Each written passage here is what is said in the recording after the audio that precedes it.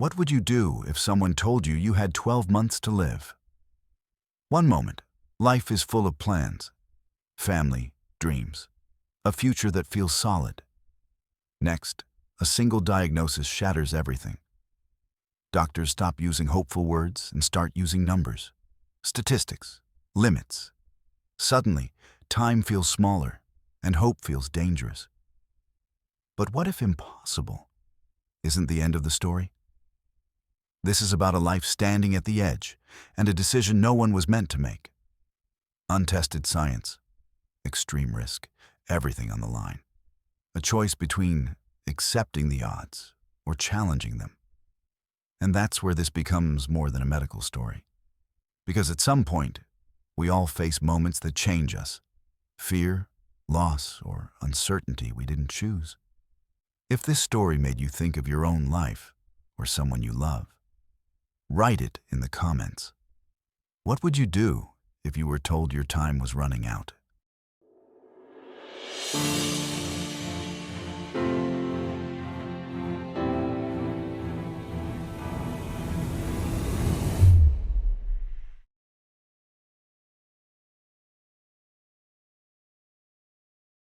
The morning light filtered through the floor-to-ceiling windows of Marco's downtown office, casting geometric shadows across the architectural blueprints scattered on his desk. At 28, he had everything mapped out, literally. The Riverside Cultural Center project was his masterpiece, a soaring glass monument that would define the city skyline for generations. His hazel eyes traced the elegant curves he'd drawn, his black hair falling slightly over his forehead as he leaned closer to adjust a detail. "Daddy, look what I drew." His daughter Lily, barely 5 years old, burst into his home office waving a crayon sketch of their family. Stick figures holding hands under a bright yellow sun. Marco swept her into his arms, spinning her around. "That's beautiful, Princess. You're going to be an architect just like me." His wife, Sarah, appeared in the doorway, coffee in hand, her smile warm. "Breakfast is ready. And don't forget, parent-teacher conference at 3. "Wouldn't miss it," Marco promised, kissing her forehead. This was his life. Structured, beautiful, perfect. The headache started during lunch. At first, it was just a dull throb behind his left eye, the kind that comes from staring at screens too long. Marco rubbed his temple and continued working on the structural calculations for the center's main atrium. The numbers seemed to blur. He blinked hard, refocusing. Then the world tilted. The blueprints swam before his eyes, lines doubling and tripling. Marco gripped the desk edge, his knuckles white. His assistant Jennifer looked up from her computer. "Marco, you okay?" Just a headache," he managed. But his words sounded strange, stretched out like taffy. The seizure hit without warning. One moment he was standing, the next he was on the floor, his body convulsing violently. Jennifer's scream seemed distant, underwater. Marco's mind remained cruelly conscious, trapped in a body he couldn't control, watching the ceiling tiles blur and spin as foam gathered at his lips. Time fractured. He remembered hands on him, voices, the screaming wail of an ambulance. Sarah's face, pale with terror, gripping his hand. Lily crying somewhere he couldn't see. The fluorescent lights of the emergency room strobing past as they rushed him down endless corridors. Then darkness. When Marco woke, the world was too bright, too loud. A steady beeping filled his ears, and the chemical smell of disinfectant burned his nostrils. He tried to turn his head, but pain lanced through his skull like lightning. "Don't move," a firm voice commanded. Not unkind, but absolute. Marco's eyes focused slowly.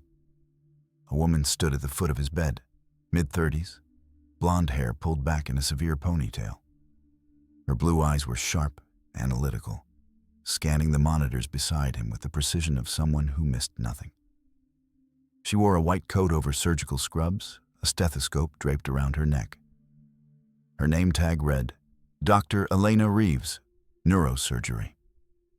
Mr. Torres, she said, stepping closer, her gaze locking with his. I'm Dr. Reeves. You've had a grand mal seizure. We've run preliminary scans. Sarah appeared beside him, her eyes red-rimmed from crying. She clutched his hand so tightly it hurt. Marco tried to speak, but his throat was raw from the breathing tube they'd removed. Water, he croaked. Dr. Reeves nodded to a nurse, who brought a small cup with a straw. After a few sips, Marco found his voice. What happened? The doctor pulled up a chair, her movements deliberate. She held a tablet, the screen displaying what looked like cross-sections of a brain, his brain. The seizure was a symptom, Mr. Torres. During your CT scan, we found a mass in your left temporal lobe. The words seemed to echo in the small room. Sarah's hand trembled in his. A mass? Marco repeated, his architect's mind trying to grasp the geometry of what she was saying. You mean a tumor, Dr. Reeves said, her voice steady but not cold. Approximately 4 centimeters. Based on its location and the presentation, we need to run more tests, an MRI, a biopsy, to determine the exact type and grade. The room spun again, but this time Marco was completely still. 4 centimeters. In architectural terms, barely an inch and a half. Such a small measurement, such catastrophic implications. Is it? Sarah couldn't finish the question. Dr. Reeves met her eyes with unflinching honesty. Until we have the pathology, I can't give you definitive answers. But given the rapid onset of symptoms and the tumor's size, we're looking at an aggressive growth pattern. We need to move quickly. Marco's mind raced through scenarios, calculating probabilities like he calculated load-bearing weights. What are my chances? Let's focus on getting answers first, Dr. Reeves said. But Marco saw something flicker in those sharp blue eyes, something that looked like concern carefully masked by professional composure. You'll have an MRI tomorrow morning. We'll schedule the biopsy for the following day. Then we'll know exactly what we're dealing with. She stood, checking his vitals one more time. Get some rest. You're going to need your strength. As she turned to leave, Marco called out, Doctor? She paused at the door. Tell me the truth. Am I going to die? Dr. Reeves looked back, and for the first time, her expression softened almost imperceptibly. Not if I have anything to say about it, Mr. Torres. The door closed behind her with a quiet click.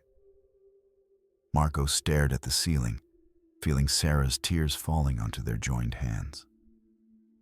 Somewhere down the hall, a monitor beeped steadily. Outside the window, the city continued its indifferent rhythm. The Riverside Cultural Center blueprints sat abandoned on his office desk across town, the elegant curves and soaring heights suddenly seeming like artifacts from someone else's life. His perfect storm had arrived, and the forecast looked devastating.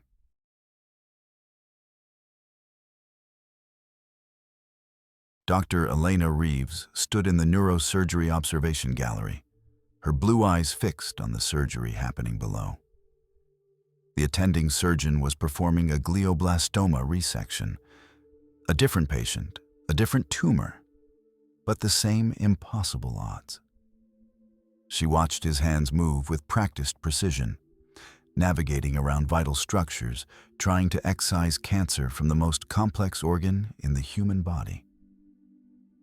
You ever sleep, Reeves? Dr. Marcus Chen, her colleague and one of the few people who dared to be casual with her, approached with 2 cups of coffee. Sleep is overrated, Elena replied, accepting the cup without breaking her gaze from the surgery. You've been here since 5 a.m. It's now 10 p.m. Marcus leaned against the glass. Even machines need maintenance. Elena finally looked at him. There's a 28-year-old downstairs with a mass in his temporal lobe. MRI's scheduled for tomorrow. I'm reviewing similar cases. The architect? Marcus had seen the case file. Rough age for something like this. Every age is rough for brain cancer, Elena said, her voice flat. Marcus studied her profile, the sharp jaw, the pulled-back hair, the posture that never quite relaxed. Most people found Dr. Elena Reeves intimidating. Hell, most people found her terrifying. She had the lowest complication rate in the department and the highest success rate for complex resections. But she also had the reputation of being made of ice. No small talk. No bedside manner that extended beyond clinical necessity. Just brutal honesty and surgical excellence. You know what the other residents call you? Marcus asked, knowing he was probably crossing a line. I don't care what the other residents call me, Elena replied, though a slight tightening around her eyes suggested she knew exactly what they called her. The Ice Queen of Neurosurgery. Elena took a sip of her coffee. I've heard worse. What Marcus didn't know, what nobody in this hospital knew, was that Elena Reeves hadn't always been ice. 6 years ago, she'd been Dr. Elena Reeves, the idealist, the young resident who believed passion and dedication could overcome any obstacle. She'd been engaged to Dr. David Marsh, a brilliant oncologist with a laugh that could light up a room. Then David had been diagnosed with pancreatic cancer. Elena had watched the man she loved deteriorate over 8 months. She'd stood beside him through surgeries, through chemotherapy that ravaged his body, through experimental trials that offered hope and delivered only more suffering. She'd held his hand as he died, watching the light fade from his eyes in a sterile hospital room, not unlike the one where Marco Torres now slept. After David's funeral, Elena had made herself a promise. She would never let hope cloud her judgment again. Hope was dangerous. Hope made people reckless. Hope led to poor decisions and unnecessary suffering. She would deal only in facts, in probabilities, in the cold, hard truth of medical science. She became the best neurosurgeon at Boston Metropolitan Hospital because she refused to let emotion interfere with her scalpel. You should go home, Marcus said gently. Those case files will still be there tomorrow. So will my patient, Elena responded. And he deserves someone who's done their homework. She left the observation gallery and walked through the hospital corridors. Even at this late hour, the place hummed with activity. Nurses changing shifts, residents hustling between rooms, the occasional code blue announcement crackling over the intercom. Elena had spent more nights in these hallways than in her own apartment. The hospital was where she belonged. It was the only place where the ice inside her felt like armor instead of a prison. She stopped by the neurological ward, checking charts, reviewing cases. Her reputation meant she could have her pick of patients, but Elena always took the impossible ones. The tumors other surgeons shook their heads at. The cases where the family was told to get their affairs in order. Maybe it was penance. Maybe it was pride. Maybe it was because every impossible case was another chance to flip off the universe that had taken David from her. She found herself outside Marco Torres' room. Through the small window, she could see him sleeping, his wife curled in the chair beside his bed. Sarah Torres had barely left his side since admission. Elena had seen this pattern 1,000 times, the devoted spouse holding vigil, as if love alone could shrink tumors and stop cancer. It couldn't, of course. Elena knew that better than anyone. She checked his latest vitals on the digital chart. Blood pressure stable?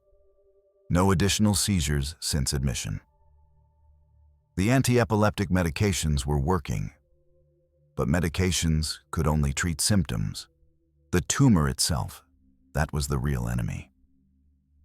Elena pulled up the preliminary CT scan on her tablet, studying the mass for the 100th time.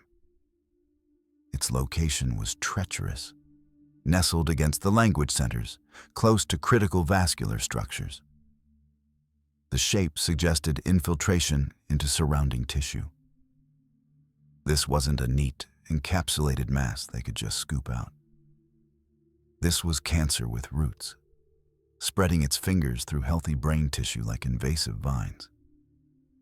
"You can do this," she whispered to herself, a rare moment of doubt cracking through her icy exterior. Or could she?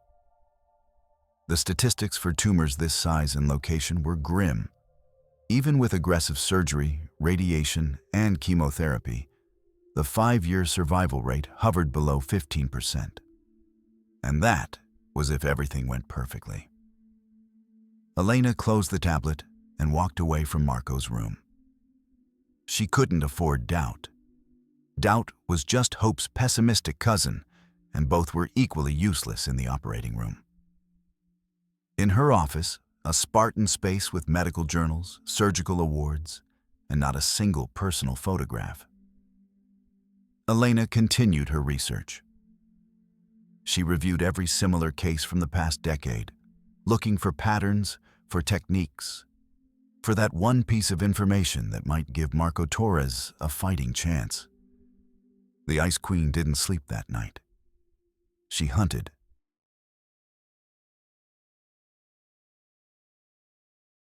The MRI machine hummed like a mechanical coffin. Marco lay perfectly still inside the narrow tube, the foam padding around his head preventing even the slightest movement. The technician had given him headphones playing classical music, but it did little to mask the loud banging and whirring of the machine as it captured cross-sectional images of his brain. 45 minutes felt like 45 hours. When they finally slid him out, Marco's hospital gown was damp with sweat. Sarah was waiting outside the imaging suite, her face drawn with exhaustion. They'd been in this hospital for 3 days now, living in a strange, suspended reality where time moved differently, and every conversation with medical staff felt like waiting for a jury verdict. "Tomorrow," Sarah said, gripping his hand as they walked back to his room. "Tomorrow we get answers." But tomorrow came too quickly and too slowly all at once. Dr. Reeves arrived at precisely 2 p.m., carrying a tablet and a thick folder. Behind her came Dr. Chen and a resident whose name Marco didn't catch. The formal entourage made his stomach clench. Good news didn't require an audience. "Mr. Torres, Mrs. Torres," Dr. Reeves began, pulling up a chair while the others remained standing. "We have the MRI results, and I need to walk you through what we found." She turned the tablet to face them. The screen displayed multiple images of Marco's brain in cross-section, grayscale landscapes of folds and structures that looked alien and beautiful and terrifying. In the left temporal region, a white mass stood out like a storm cloud against gray matter. "This is a glioblastoma multiforme, grade 4, Dr. Reeves said, her voice clinically precise. "It's the most aggressive form of brain cancer. The tumor has already reached 4.3 centimeters and shows signs of infiltration into surrounding tissue." Sarah's hand went to her mouth. Marco heard the words but couldn't quite process them. Glioblastoma, grade 4. Aggressive. "What does that mean?" he asked, though part of him didn't want to know. Dr. Reeves met his eyes with that unflinching directness he was beginning to recognize. "It means the cancer cells are dividing rapidly and invading healthy brain tissue. The standard treatment protocol is surgical resection, removing as much of the tumor as possible, followed by radiation and chemotherapy. And then I'm cured?" Marco heard the hope in his own voice, desperate and fragile. The pause before Dr. Reeves answered told him everything. "Glioblastoma is currently incurable," she said. "The median survival rate with aggressive treatment is 12 to 15 months. Without treatment, significantly less."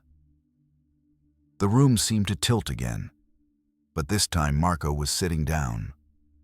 12 to 15 months. He tried to do the math. Lily would be 6. Barely 6. She wouldn't remember him. The Riverside Cultural Center would never be built. All those blueprints, all those dreams, rendered meaningless by a mass of cells the size of a golf ball. "There has to be something," Sarah said, her voice breaking. "Some experimental treatment, some trial, something." "There are clinical trials," Dr. Reeves acknowledged. "But first, we need to address the immediate issue. The tumor's location is pressing against structures that control language and memory. It's also near major blood vessels. As it grows, it will cause increasing neurological deficits, more seizures, personality changes, motor function loss, cognitive decline." Each word was a hammer blow. Marco watched Dr. Reeves's face, looking for some crack in that professional composure, some sign of human emotion.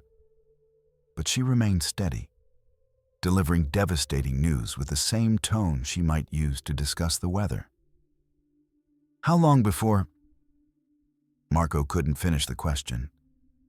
"Before surgery is no longer an option? Weeks, possibly less. The tumor is growing rapidly." Dr. Reeves pulled up another image. "This is a comparison of your CT scan from 3 days ago and yesterday's MRI. You can see measurable growth even in that short period." The two images side by side showed an undeniable expansion. The white mass had spread its tendrils deeper into the gray matter, claiming more territory in the landscape of his brain. "What about my daughter?" Marco asked suddenly. "Is this hereditary?" For the first time, Dr. Reeves's expression softened microscopically. "Glioblastoma is not typically hereditary. Your daughter's risk is no higher than the general population." It was the only piece of good news in the entire conversation. Dr. Chen stepped forward. "We'd like to schedule surgery as soon as possible. Thursday, if you agree. Dr. Reeves is the best we have for complex resections. If anyone can navigate this, it's her." Marco looked at the woman who held his life in her hands. Those sharp blue eyes, that precise way she moved, the absolute confidence in her bearing. But also the walls. He could see them now. The fortress of ice that Dr. Chen and the nurses whispered about. "Will you save me?" Marco asked directly. Dr. Reeves held his gaze. "I will remove as much of the tumor as I safely can without compromising your neurological function. I will give you the best chance at extended survival. But I cannot make promises that medicine doesn't support." "She's being modest," Dr. Chen interjected. "Dr. Reeves has successfully resected tumors that other surgeons wouldn't touch. Her complication rate—" "Dr. Chen," Elena cut him off, "Mr. Torres deserves honesty, not statistics cherry-picked to make him feel better." The room fell silent. Marco studied this woman, this Ice Queen surgeon who refused to offer false comfort. And somehow, in that refusal, he found something he could trust. She wasn't going to lie to him. She wasn't going to sell him false hope. She was going to fight this tumor with everything she had, and she was going to tell him the truth about his chances. "Thursday," Marco said. "Let's do this Thursday." Dr. Reeves nodded. "I'll have my team begin prep. We'll go over the surgical plan tomorrow."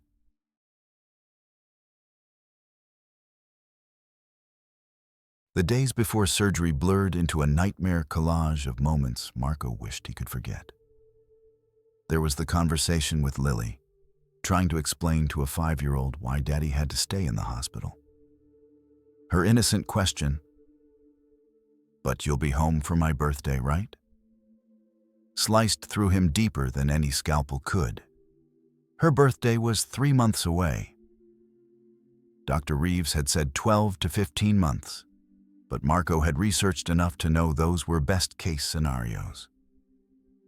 There was the visit from his parents, his mother unable to stop crying, his father gripping his shoulder with hands that trembled. The unspoken fear in their eyes. No parent should outlive their child. There was Jennifer, his assistant, bringing printouts of the Riverside Cultural Center project. "The firm says, take all the time you need," she told him, both of them knowing what all the time really meant. The project would go to someone else. His vision would be executed by other hands.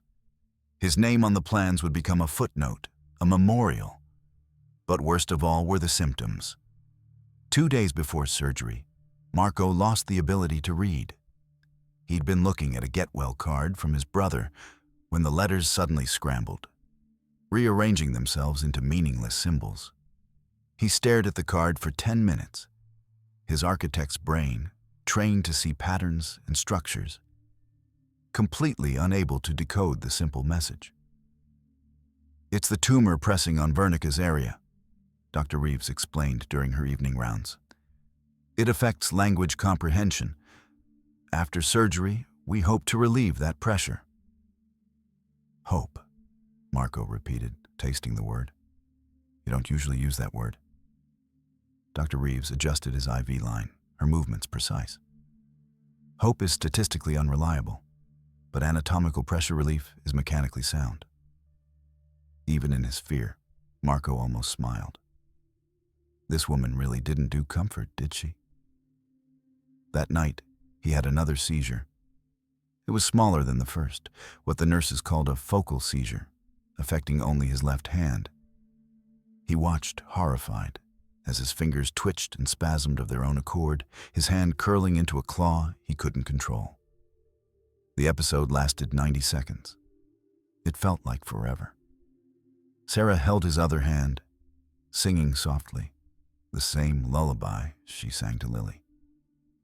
Marco focused on her voice, using it as an anchor while his brain misfired, while cancer cells divided and spread, while the tumor tightened its grip. When it was over, when he finally had control of his hand again, Marco broke. "I'm not ready," he sobbed, all the fear he'd been containing erupting. "I'm not ready to die. I'm not ready to leave you and Lily. I haven't built anything that matters. I haven't—" "Stop," Sarah said fiercely, gripping his face between her hands. "You've built us. You've built our family. You've built a life full of love and meaning. And you're going to keep building because you're the strongest person I know." But Marco didn't feel strong. He felt like his brain was betraying him, cell by cell, synapse by synapse. Each new symptom was a territory lost in the war being waged inside his skull. The next morning, he couldn't remember his daughter's middle name. He knew it. He'd been there when they chose it, Elizabeth, after Sarah's grandmother. But when he tried to call it up, there was just blankness. A hole where the memory should be. Dr. Reeves had warned him this would happen. "Short-term memory encoding," she'd said. "The temporal lobe is critical for forming new memories and accessing recent ones." But knowing the science didn't make it less terrifying. Marco started writing things down obsessively. Everything he could remember about Lily, about Sarah, about his life. If he was going to lose his memories, he wanted them documented, preserved somewhere outside his failing brain. Her favorite color is purple. She's afraid of thunderstorms, but pretends she's not. She sleeps with a stuffed elephant named Mr. Truffles. She wants to be a veterinarian when she grows up, or maybe a princess depending on the day. She laughs like music, The words poured out in messy handwriting across page after page of the hospital notepad. Sarah found him at 3 a.m., hunched over the notebook, his hand cramping from writing. "What are you doing?" she asked gently. "Archiving," Marco said, the architect's term coming naturally. "Creating a backup before the system fails." Sarah climbed into the narrow hospital bed beside him, carefully avoiding the IV lines. She read his notes over his shoulder, adding her own memories, filling in details. They stayed like that until dawn, documenting their life together, building a written monument to the family Marco might not live to see grow old. On Wednesday evening, the night before surgery, Dr. Reeves came for what she called final consent. She walked Marco through every step of the procedure, the craniotomy, the navigation system that would map his brain in real time, the delicate work of distinguishing tumor from healthy tissue, the risks of stroke, paralysis, further cognitive loss, or death. "I have to ask," Marco said when she finished. "Have you ever lost a patient during this surgery?" Dr. Reeves didn't hesitate.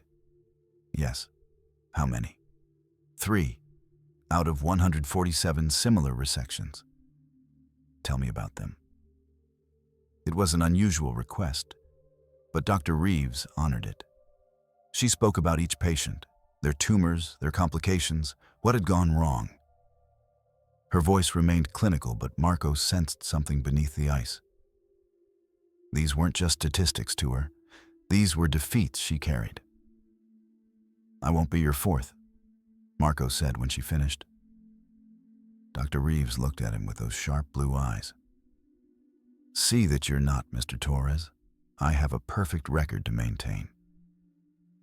It was the closest thing to bedside manner he'd gotten from her.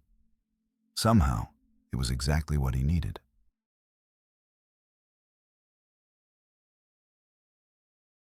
The operating room at 4 a.m. was a cathedral of cold light and stainless steel. Dr. Elena Reeves stood at the scrub sink, methodically washing her hands and forearms, each motion ritualistic. Through the window, she could see her team prepping Marco Torres, shaving his head, positioning him on the table, attaching monitoring electrodes. She'd performed this ritual 147 times. Each time, she carried the weight of 3 losses. "Ready when you are, Dr. Reeves," the scrub nurse called through the intercom. Elena dried her hands and entered the OR. The anesthesiologist, Dr. Patel, looked up from his monitors. "Patient's under. Vital stable. You're good to go." The craniotomy took an hour. Careful removal of a section of skull to expose the brain beneath. Elena's hands moved with practiced precision, using the navigation system to map Marco's brain in real time, matching the live tissue to the MRI images that floated on screens around the room.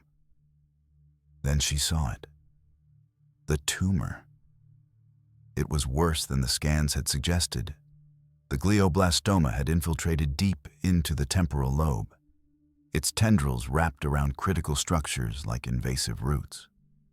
The white-gray mass pulsed gently with Marco's heartbeat, engorged with blood vessels that fed its rapid growth. "Microscope," Elena commanded. The surgical microscope swung into position, magnifying the field. Elena began the delicate work of tumor resection, using ultrasonic aspiration to break down and remove cancerous tissue. Each millimeter required absolute focus. Too aggressive, and she'd damage healthy brain. Too conservative, and she'd leave cancer behind. 2 hours in, they hit the first complication. "We're getting language signal changes," Dr. Martinez, the neurophysiologist monitoring Marco's brain function, called out. They'd woken Marco partially, a technique called awake craniotomy, to test his language abilities in real time as Elena worked near critical areas. "Marco, can you tell me what you see?" Dr. Martinez held up a picture card. Marco's voice, groggy but conscious, filled the OR. That's he struggled, unable to find the word for the simple image of a house. Elena immediately pulled back, too close to Wernicke's area. She adjusted her approach, coming at the tumor from a different angle. But every angle presented the same problem. The tumor had infiltrated so thoroughly that removing it all would leave Marco unable to speak, to understand language, to remember his own daughter's name. Dr. Reeves. Dr. Chen, assisting her, said quietly, "We've been at this for 4 hours. His brain is swelling. We need to make a decision." Elena stared at the exposed brain, at the tumor mocking her with its impossible position. She could take out maybe 70%, leave Marco with his language function, but also leave enough cancer behind to recur within months. Or she could go aggressive, excise 90%, and condemn him to a life unable to communicate with his family. Neither option was acceptable. "Close him up," Elena said, the words tasting like ash in her mouth. "What?" Dr. Chen looked shocked. "I said close him up. We're not doing more harm than good here." The team stared at her. The Ice Queen never retreated. Dr. Elena Reeves never walked away from a challenge. But she also never left patients worse than she found them. They closed the craniotomy, replacing the skull section and suturing the incision. Marco was moved to recovery, still sedated, unaware that his surgery had been a partial failure. Elena stripped off her surgical gown and gloves, her hands trembling, the first time they'd shaken in 6 years. She'd failed him. She'd gone in promising to give him his best chance, and she'd retreated because the tumor had outsmarted her. She found herself walking through the hospital corridors aimlessly, her mind replaying every moment of the surgery, looking for what she'd missed. The early morning was giving way to dawn, light filtering through the windows in shades of pink and gold. Elena ended up in the hospital's medical library, a quiet space that few people used anymore now that everything was digital. But Elena liked the physical weight of medical journals, the ritual of turning pages. She pulled volumes on glioblastoma treatment, on innovative resection techniques, on experimental approaches. Nothing she hadn't already tried. She was about to leave when she noticed a young resident asleep in one of the reading chairs, a journal open on his lap. The title caught her eye: Fluorescence-Guided Surgery Using 5-ALA in High-Grade Gliomas. Elena picked up the journal carefully, not wanting to wake the resident. She'd heard of 5-aminolevulinic acid, a compound that made cancer cells fluoresce under specific wavelengths of light. It was being used in some European centers, but adoption in the US had been slow. The technique allowed surgeons to see tumor margins more clearly, to distinguish cancer from healthy tissue with greater precision. Her heart rate picked up as she read. Under blue light, tumor cells glowed bright pink. The specificity was remarkable. Studies showed surgeons could achieve more complete resections while preserving neurological function. This could be it. This could be the answer. Elena checked her watch. It was 6 a.m. She pulled out her phone and called Dr. Raymond Foster, the hospital's chief of neurosurgery, waking him up.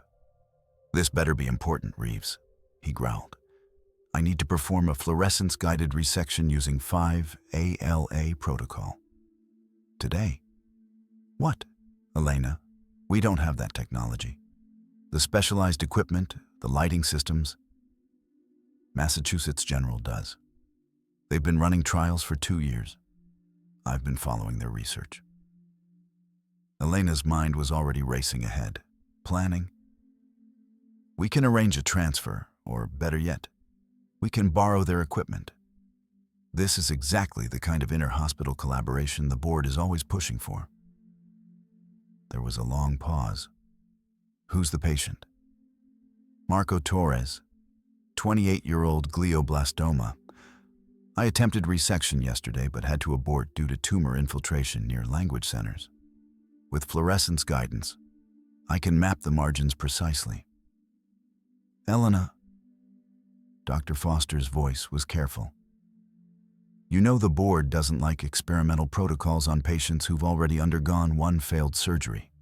The liability is minimal compared to sending this man home to die.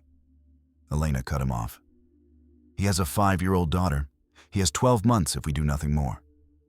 This technique could give him years. Another pause. Then, I'll make some calls. No promises. By noon, the impossible had become possible. Massachusetts General had agreed to loan their fluorescence system. Dr. Foster had expedited the paperwork. The pharmacy had ordered the 5-ALA compound, which Marco would need to take 3 hours before surgery to allow the tumor cells to absorb it. Elena found Sarah in the ICU waiting room, her face haggard with exhaustion and fear. Mrs. Torres, I need to talk to you about your husband. Sarah stood quickly. Is he okay? The nurse said the surgery didn't go as planned. He's stable, Elena assured her. But I couldn't remove as much tumor as I wanted. The margins were too unclear, the infiltration too extensive. However, I have a proposal. She explained the fluorescence-guided technique, using simple terms but not dumbing it down. Sarah deserved the truth, the real science, not false promises wrapped in simple language. So, you want to operate again? Sarah asked. Open his head again? Yes. Tomorrow, if he's strong enough, and if you consent. This technique will allow me to see exactly where the tumor ends and healthy brain begins. I can be more aggressive without risking his language function. Sarah was quiet for a long moment. You didn't give up on him. It wasn't a question, but Elena answered anyway. No, I don't give up. For the first time since David died, Elena felt something crack in the ice around her heart. This wasn't just about maintaining a perfect record or proving she was the best surgeon. This was about a young father who deserved every possible chance to see his daughter grow up. This was about hope. Real, scientifically grounded, achievable hope.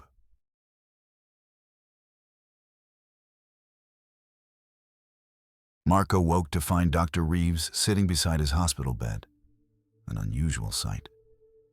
The Ice Queen didn't do bedside vigils. How do you feel? She asked. Marco assessed his body. Headache, massive. Nausea, present. But his thoughts felt clearer than they had in days. Like someone opened my skull. Oh wait, you did. A ghost of a smile crossed Elena's face. Your language function is intact. That's good. Can you tell me what day it is? Thursday. No, Friday. The surgery was Thursday. Marco touched the bandages wrapped around his head. Sarah said you couldn't get it all. I couldn't get enough, Elena corrected. But I have a plan to go back in. She explained the fluorescence-guided technique, pulling up videos on her tablet, showing actual surgeries where tumor tissue glowed bright pink under blue light. Marco watched, fascinated despite his fear. The compound is called 5-aminolevulinic acid, Elena continued. It's metabolized preferentially by rapidly dividing cells. In this case, your tumor. You drink it 3 hours before surgery. It accumulates in the cancer cells. Then, using special filters over the surgical microscope, I can see your tumor tissue fluoresce pink while healthy brain remains dark. The precision is remarkable. But I just had surgery yesterday, Marco said. Can my body handle another operation? There are risks, Elena admitted. Increased chance of infection, brain swelling, complications from repeat anesthesia. But I've consulted with Dr. Patel, and he believes you're strong enough. Your brain is young, healthy apart from the tumor. The first surgery was less invasive than planned, so there's less trauma to recover from. Marco looked at this woman who 24 hours ago had opened his skull and declared the battle too difficult. Now she was asking to try again, armed with new weapons. "Why are you doing this?" he asked. "I'm just another patient." Elena was quiet for a moment. When she spoke, her voice carried a weight Marco hadn't heard before. 6 years ago, I lost someone I loved to cancer. I watched him suffer through treatments that offered hope and delivered only more pain. I promised myself I would never let false hope guide my decisions again. But this isn't false hope, Mr. Torres. This is evidence-based medicine. This is a technique that has shown real, measurable improvements in resection completeness and patient outcomes. She met his eyes. "You asked me if I would save you. I can't promise that. But I can promise I will use every tool, every technique, every ounce of skill I have to give you the best possible chance. And this technique is the best tool I have." Marco felt tears threatening. "When?" "Tomorrow morning, if you consent." "And if I don't? If I say one surgery is enough?" Elena didn't flinch from the question. Then we moved to radiation and chemotherapy. We managed the tumor's growth medically. You'd have time, just less of it. Less time. Fewer mornings waking up next to Sarah. Fewer bedtime stories with Lily. Fewer sunsets. Fewer laughs. Fewer ordinary moments that made up a life. "Let's do it," Marco said. "Let's gamble." The next 24 hours were a blur of preparation. Marco drank the chalky 5-ALA compound, timing it precisely 3 hours before the scheduled surgery.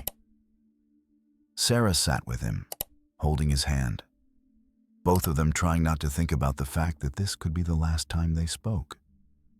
"If something goes wrong," Marco started. "Nothing's going to go wrong," Sarah interrupted fiercely. "But if it does, I need you to know." His voice cracked. "I need you to know that every moment with you has been perfect. You and Lily are the best things I ever built. Better than any building could ever be." Sarah kissed him, tasting tears, his or hers, neither could tell.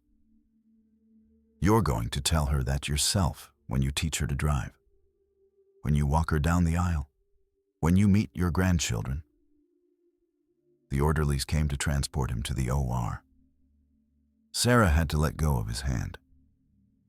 Marco watched her face disappear as they wheeled him through the corridors, committing every detail to memory in case his tumor-riddled brain failed to record it. In the operating room, the team was different this time. Dr. Foster himself had scrubbed in to observe. The fluorescence equipment from Massachusetts General stood beside the standard surgical setup. Specialized filters, modified lighting, monitoring equipment that looked like it belonged in a spacecraft.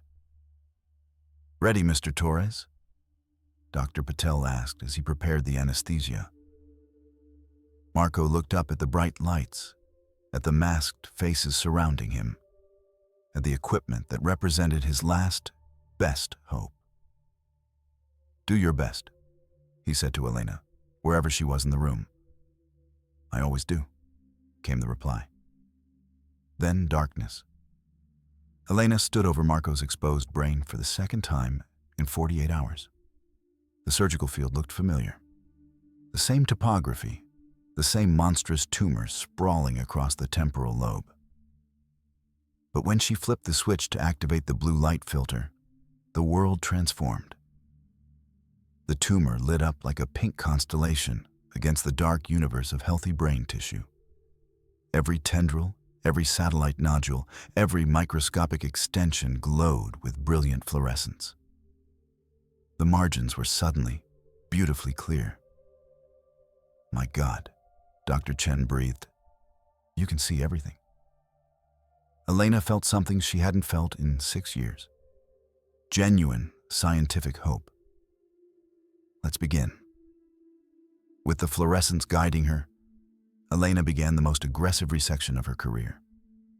She followed the pink glow deep into the temporal lobe, excising tissue that she'd been afraid to touch during the first surgery.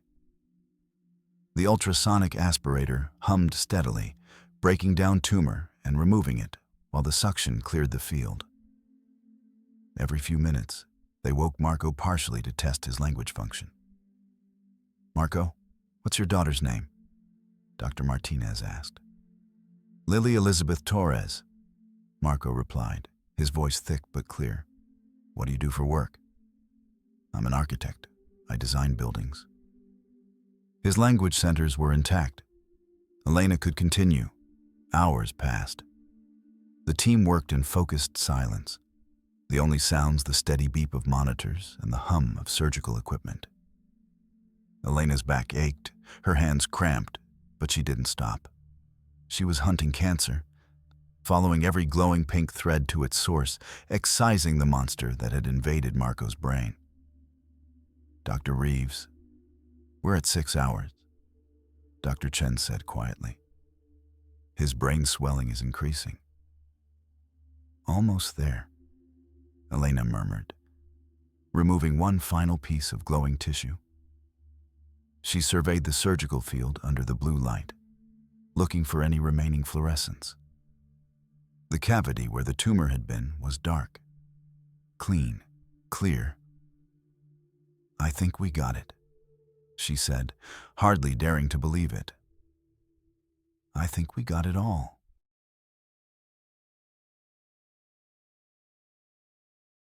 The words had barely left Elena's mouth when the monitors erupted in alarm. "Bleeding!" Dr. Chen shouted. "Major bleeding in the resection cavity." Elena's trained eyes immediately identified the source. A small artery, one of the branches feeding the tumor, had torn during the final extraction. Blood flooded the surgical field, obscuring everything they'd just accomplished. "Suction!" Elena commanded, her voice steady despite her racing heart. "Bipolar forceps." The scrub nurse slapped the forceps into her palm. Elena worked quickly, trying to cauterize the bleeding vessel. But the blood kept coming.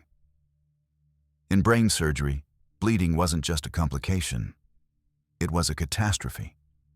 Blood pooling in the brain cavity could cause devastating pressure, stroke, permanent damage. "Blood pressure spiking," Dr. Patel called out. 180 over 110 and climbing. "Give me better visualization," Elena demanded. The suction cleared the field momentarily, and she saw the problem. The artery had retracted deep into the brain tissue, and the torn end was hidden behind a fold of healthy temporal lobe. She had seconds to make a decision. She could pack the cavity, close up, and hope the bleeding stopped on its own. But that risked a massive hematoma forming post-operatively. Or she could go deeper, risk damaging the very language centers she'd fought so hard to preserve, and clamp the artery directly. Both options were terrible. One was just slightly less terrible. "Micro scissors," Elena said. "I'm going in." "Elena," Dr. Foster started, his voice carrying a warning. "I know the risks," she cut him off. "Marco, can you hear me?" Marco's groggy voice came through the speakers. "Yeah. What's happening?" "I need you to keep talking to me. Tell me about your daughter. Tell me everything." "Lily. She's 5. She loves purple and horses and..." Elena made a micro-incision in the temporal lobe, creating a tiny corridor to reach the retracted artery. Every movement was measured in millimeters.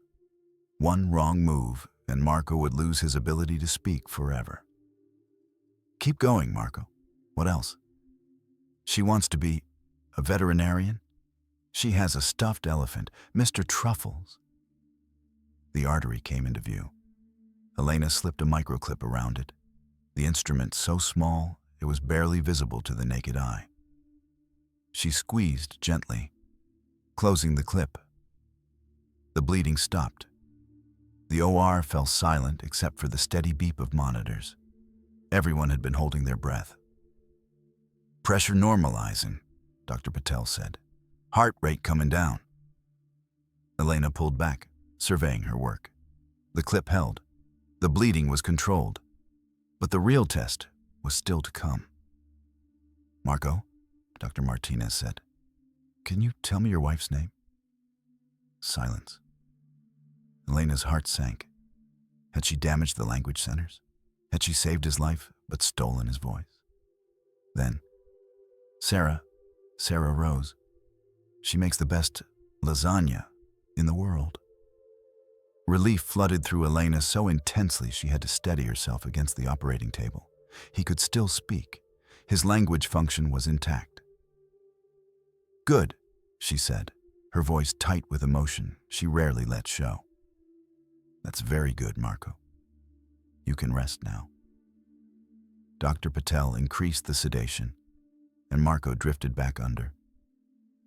The team began the closing process, irrigating the cavity, checking for any remaining fluorescent tissue, there was none, replacing the skull section and suturing the scalp. But Elena's hands had started to tremble. The adrenaline crash hit her all at once. 6.5 hours of surgery, a near catastrophic complication, and they'd come within millimeters of disaster. "I need a minute," she said, stepping back from the table. She stripped off her gloves and gown, left the OR, and stood in the scrub room with her hands braced against the sink. Her reflection stared back at her from the mirror.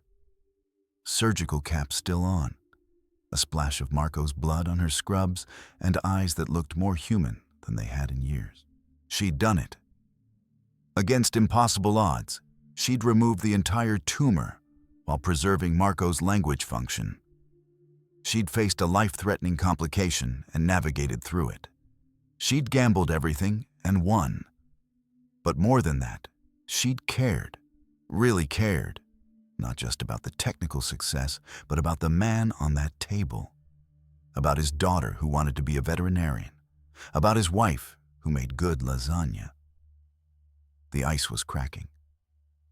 And for the first time since David's death, Elena didn't fight it. Dr. Foster found her there 5 minutes later. "Hell of a surgery, Elena." "Too close," she said. "That bleeding? You handled it perfectly." He put a hand on her shoulder. "You gave that young man his life back. Not many surgeons could have done what you just did." Elena looked at him. "The fluorescence made the difference. We need to push for approval to integrate this technology permanently. How many other patients could benefit?" Dr. Foster smiled. "Always thinking ahead. We'll write up the case, present it to the board. With results like this, they'd be fools to say no." Elena nodded, already mentally drafting the case report. But first, she had to talk to Sarah Torres. She found her in the surgical waiting room, surrounded by Marco's parents and his brother. All of them looked up when Elena entered, their faces etched with hours of terror and hope. "The surgery was successful," Elena said, and watched the tension drain from their bodies like water from a broken dam. "We removed the entire visible tumor. Marco's language function is intact. He's being moved to ICU now. The next 72 hours will be critical for monitoring brain swelling and ensuring there are no complications, but his initial neurological signs are excellent." Sarah burst into tears, her hands covering her face. Marco's mother embraced her, both women sobbing with relief. "Can I see him?" Sarah asked. "Once he's settled in ICU, yes. He'll be sedated for several more hours, but he'll know you're there." Sarah grabbed Elena's hands, an unexpected gesture that made the Ice Queen flinch slightly. "Thank you. Thank you for not giving up on him." Elena looked down at their clasped hands, at this woman whose husband she'd just spent 6.5 hours fighting for. "He's strong," she said. "His brain is resilient. He has every reason to recover well. When will we know if the cancer is really gone? We'll monitor him closely with MRI scans every few months. He'll need radiation and chemotherapy as adjuvant treatment to target any microscopic cells we couldn't see, even with fluorescence. But the bulk of the tumor, the immediate threat, is gone. Elena gently extracted her hands. I'll check on him in a few hours. For now, get some rest, all of you. The hard part is over. But as she walked away, Elena knew that wasn't quite true. The hard part was just beginning. The recovery, the rehabilitation, the constant fear of recurrence that would shadow Marco for years. Still, for the first time since his diagnosis, he had something he hadn't had before. He had a real chance.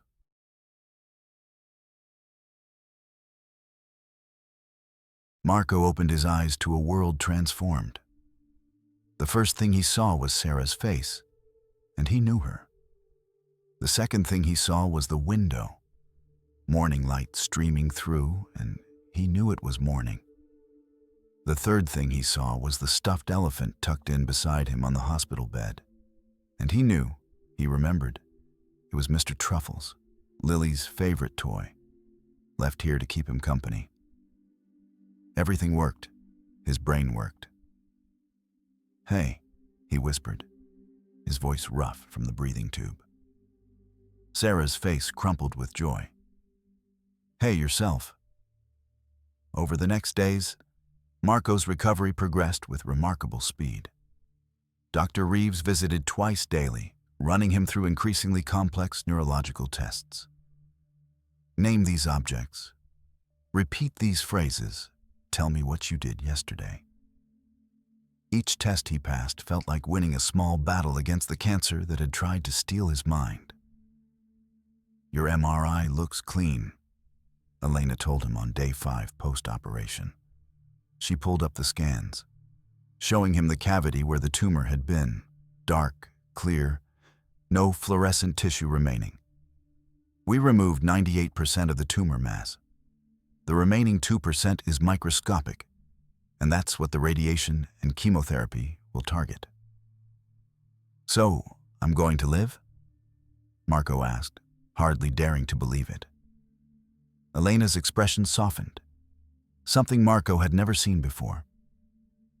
"Your prognosis is significantly improved. With complete resection and adjuvant therapy, some patients remain cancer-free for decades. I can't promise you forever, Mr. Torres, but I can tell you that you have time. Real, meaningful time." Time. The word sounded like a gift. Lily visited that afternoon, climbing carefully onto her father's hospital bed as Sarah supervised. She touched the bandages on his head with gentle fingers. "Does it hurt, Daddy?" "A little," Marco admitted. "But I'm okay. I'm going to be okay. Mommy said you had a very smart doctor who fixed your brain." Marco looked at Elena, who was reviewing charts nearby. "The smartest," he agreed. 2 weeks post-surgery, Marco began physical and occupational therapy. The surgery had affected his coordination slightly.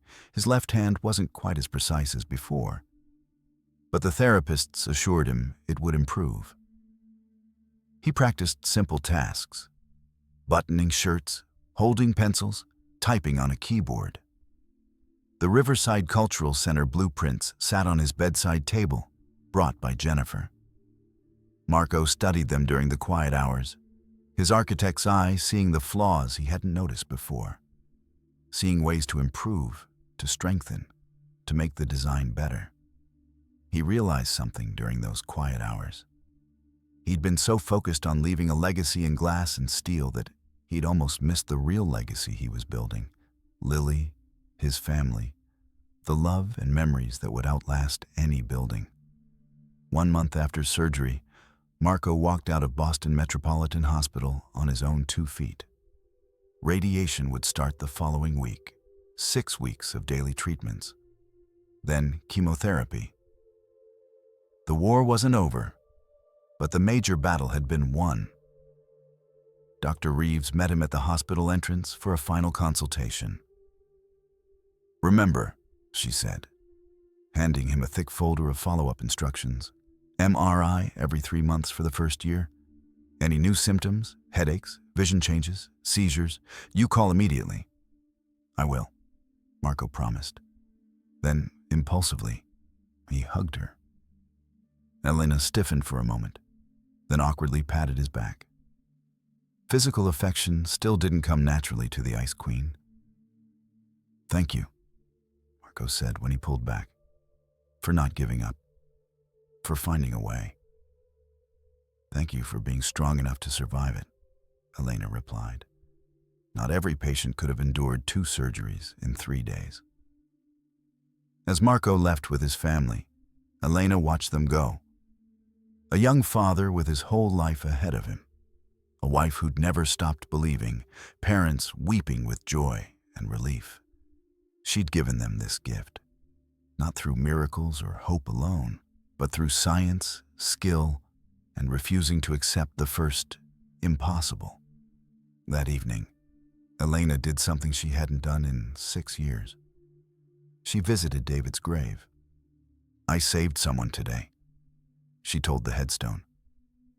"Well, a month ago, but he walked out today. 28 years old, glioblastoma multiforme, and he walked out. You would have been proud." She touched the cold marble. I think I'm ready to stop being angry at the universe. I think I'm ready to remember that hope and science aren't enemies. That caring doesn't make me weaker, it makes me better." The wind rustled through the cemetery trees, and Elena let herself cry for the first time since the funeral. Not for what she'd lost, but for what she'd found again. The part of herself that believed medicine could work miracles when skill and compassion combined. 6 months later, Marco stood at the construction site of the Riverside Cultural Center, hard hat on his head, blueprints in his hand. The building rose before him, glass and steel taking shape exactly as he'd envisioned. His left hand still trembled slightly when he was tired, and he'd never quite regained the fine motor control he'd once had. But he could draw, he could design, he could build. "Daddy, look!" Lily ran up, her own tiny hard hat bouncing on her head. "The workers let me push a button." Marco scooped her up, spinning her around as Sarah laughed and took pictures. His latest MRI had been clear. No recurrence, no new growth. Just clean, beautiful scans that Dr. Reeves called remarkable. He was one of the lucky ones. He knew that. Not everyone survived glioblastoma. Not everyone got a brilliant surgeon who refused to quit. Not everyone got the chance to see their daughter's 6th birthday, to finish their masterpiece, to live beyond the terrible verdict of 12 to 15 months. But he had. And he was going to make every single day count. To anyone facing an impossible diagnosis, medicine advances every day. Techniques that didn't exist a decade ago are saving lives now. Advocate for yourself. Seek out the best specialists. Ask about clinical trials and new technologies. Your story doesn't have to end where statistics say it should. Sometimes, against all odds, miracles happen in operating rooms, built not on hope alone, but on the incredible dedication of medical professionals who refuse to accept impossible.